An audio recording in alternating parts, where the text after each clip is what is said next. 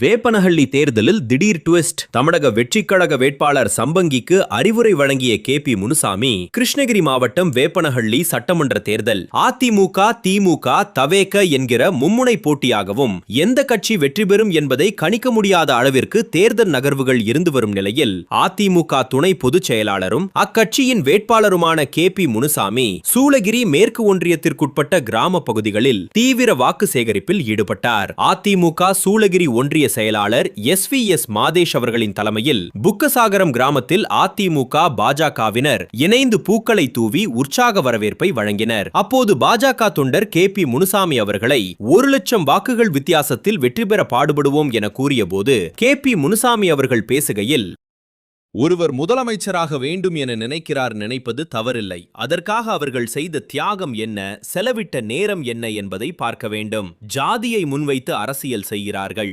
ஜாதிகள் உள்ளன, என்னுடன் இருந்தவர்கள்தான் என தவக வேட்பாளர் சம்பங்கி அவர்களை குறிப்பிட்ட அவர், தேர்தலில் போட்டி போட்டு வெற்றி பெறட்டும் சந்தோஷம்தான். உண்மையாக நேர்மையாக பேசி வெற்றி பெற்றால் நீண்ட காலத்திற்கு நிலைக்கும், இல்லையென்றால் பாதியிலேயே முடிந்துவிடும். இதுபோல வருபவர்களையும் சேவையாற்ற வருபவர்களையும் அடையாளம் கண்டு கொள்ள வேண்டும் என கேட்டுக்கொண்டார்.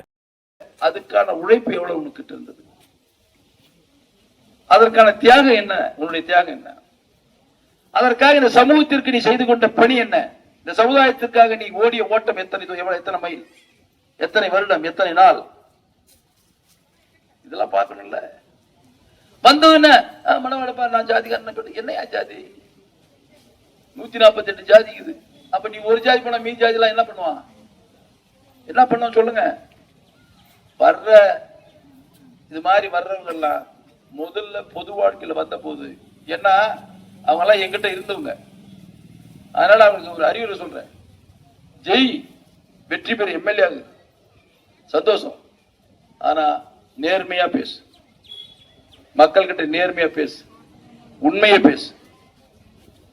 உண்மையா நேர்மையா பேசி நீ ஜெயிச்சு வந்தீங்கன்னா லாங் ஸ்டாண்டிங், இல்லைன்னா பாதிலே போயிடுவேன்.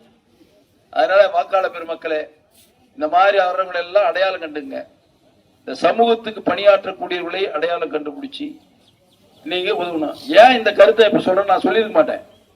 அன்பிற்குரிய சகோதரர் எங்க முரளி உணர்ச்சி வசப்பட்டு பேசினார்.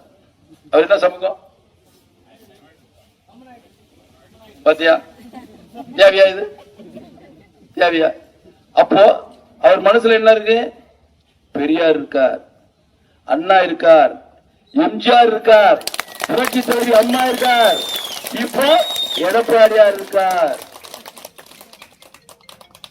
இந்த நாட்டை இது மாதிரியான சந்தர்ப்பவாதிகளால் வெற்றி பெற வைக்கவே முடியாது. அவர்கள் தோல்வியைத்தான் சந்திப்பார்கள். நன்றி, வணக்கம்.